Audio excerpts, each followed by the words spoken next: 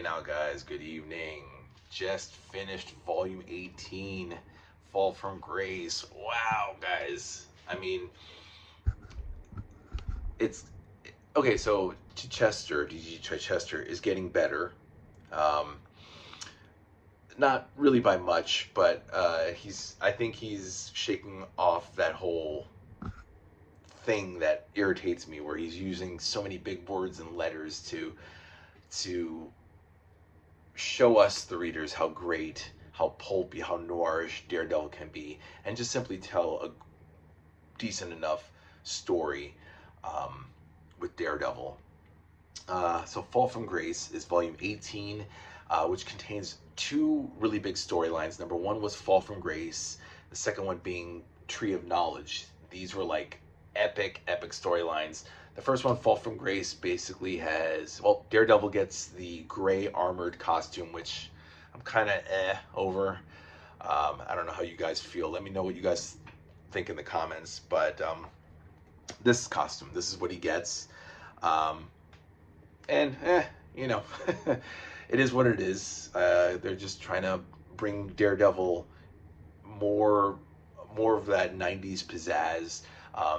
This is also it coincides with the 30th anniversary celebration of Daredevil, who started way back in volume 1 right over here in 1964. We're already in 1994, so 30 years have already passed. um, Interesting. It's so yeah, Daredevil gets a new costume. Elektra comes back to life. Elektra. So many things happen in the Fall from Grace storyline.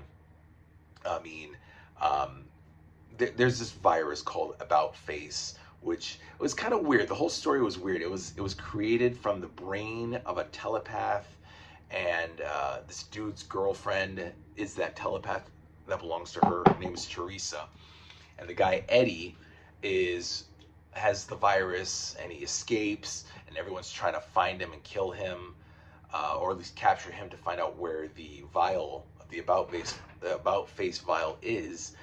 Um, and he dropped it in the subway, and it's there for like 30 years, and they need to find it before bad shit happens. And through it all, we get Hellspawn, which is the doppelganger of Daredevil from the Infinity War. Morbius shows up, Venom shows up, um, the Snake Root, which is the inner circle within the hand, the ninja group that turns to smoke when they get killed, smoke and gas. Um, and Daredevil, Daredevil's, well, it's his book, so of course he's on the case there. But there's also this dude, John Garrett, who was a cyborg who used to work for S.H.I.E.L.D. And then there's another dude named Siege, who's also a cyborg. And not Elektra per se, but it's Elektra's dark essence called Eris. No, sorry, Erinys, or Erinys. God, it's spelled like Erynnys. It's a really fucked up way of spelling. So it's Erinys, Irenus, I don't know, whatever. But it's basically the dark essence of Elektra come to life, and the Chaste, which are the opposite of the hand. It's Styx, Ninja Cabal, and they all have all these guys: Stone, Claw, Flame, Wing, like all these guys. They're like the white ninjas. They're like dressed in white, and they're involved, and it just, there's a constant changing of people coming in and out of the storyline. But I liked it. I enjoyed it. I wasn't exactly sure whose Fall from Grace it was, but in the end, and here's a spoiler alert, this chick named Sarah Harrington, was an intern for Ben Urich, and there's some push and pull with this General Strang, who General Strang was Garrod of Lieutenant Garrod of Hydra, Baron Wolfgang von Strucker's man, which I guess he's back into the Colonel Strang pose, and he's trying to buy the Daily Bugle from J. Jonah Jameson. So we have a little crossover there with Spider-Man, not a crossover, but a guest appearance from J. Jonah Jameson from Spider-Man. And then, so this girl Sarah hacks into Ben's computers because Ben's like, please, get my files out of there so I can publish my stories. And she finds out, oh, Daredevil's Matt Murdock. And this little bitch, Sarah, decides to give it to this tabloid newspaper to reveal that, hey, Daredevil might be Matt Murdock, or Matt Murdock might be Daredevil.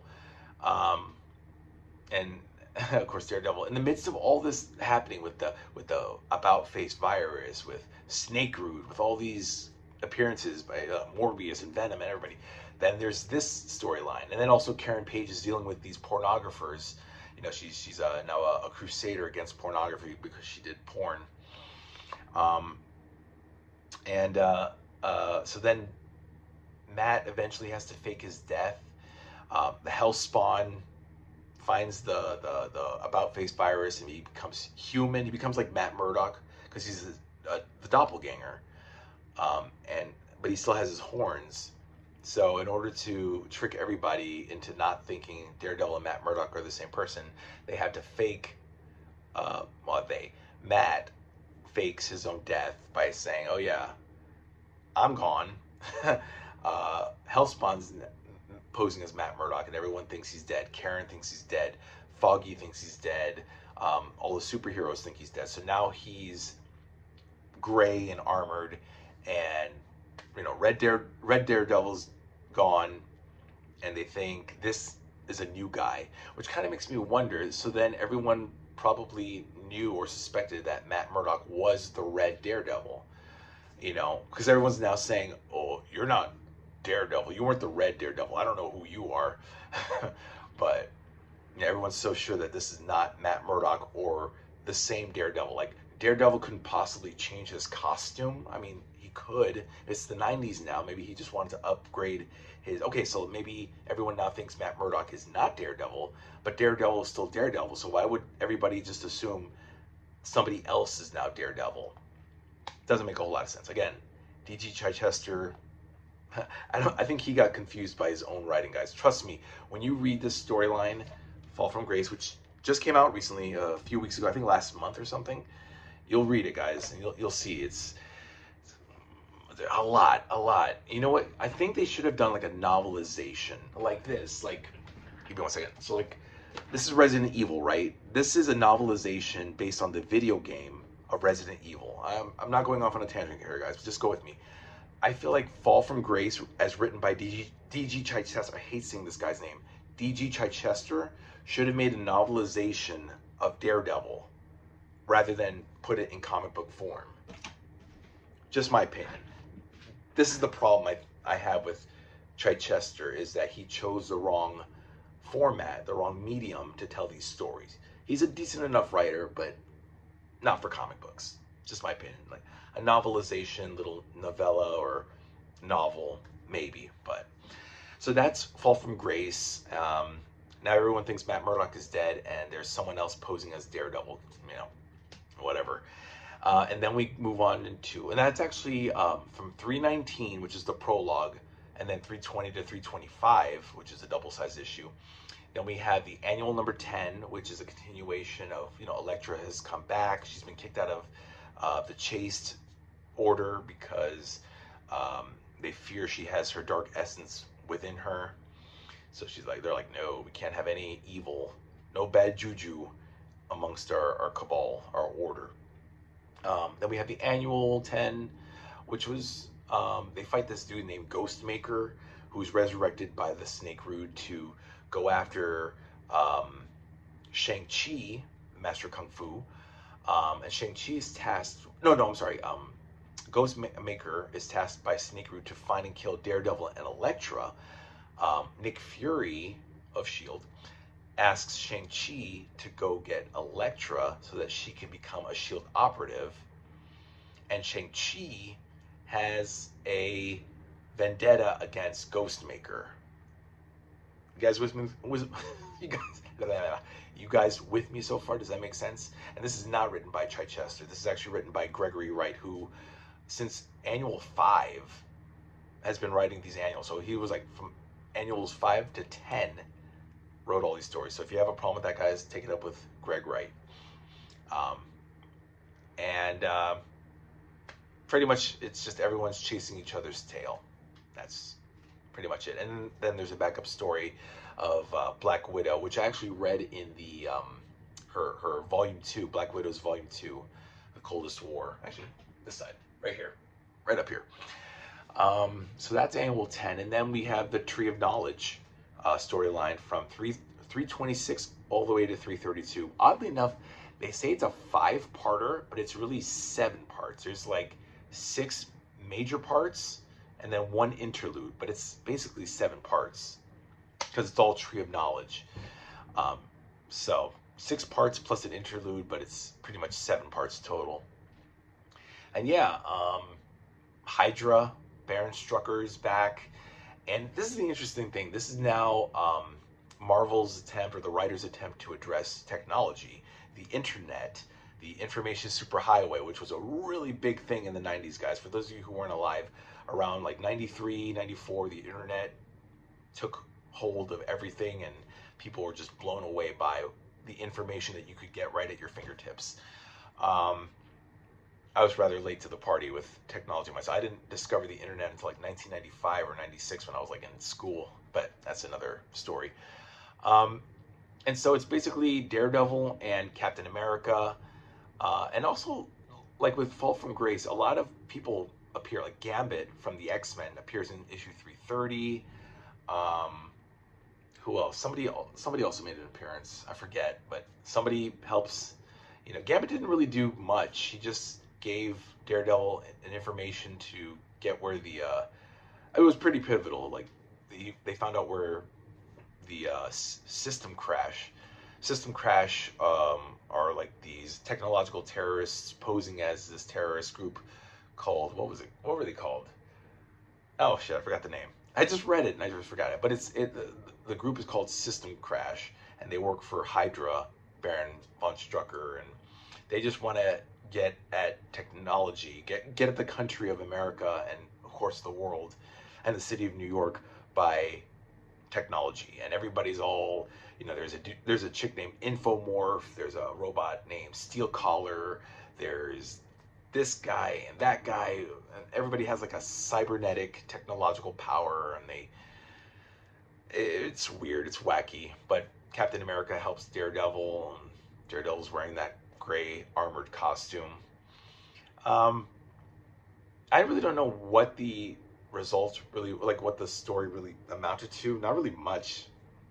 I mean, just a social commentary on technology and how the internet is becoming pervasive in the landscape of the 90s. And of course, Stan Lee never got to write about that. But overall, decent enough storyline. Again, D.G. Chichester doing what he does best, which is heavy-handed gobbledygook. Sorry, guys, I'm getting tired. I'm still happy, fired up, not burned out. I'm good, guys. And I started this yesterday too. Like this and volume 17, like I read within a day. So I'm back on track. We're now speed reading through. You know, it's like quick dialogue. I mean, even for D.G. Chichester, it's actually pretty breezy. You know, it's nice. No page numbers at the bottom, so it's a really modern comic book. A lot of artwork by Scott McDaniel.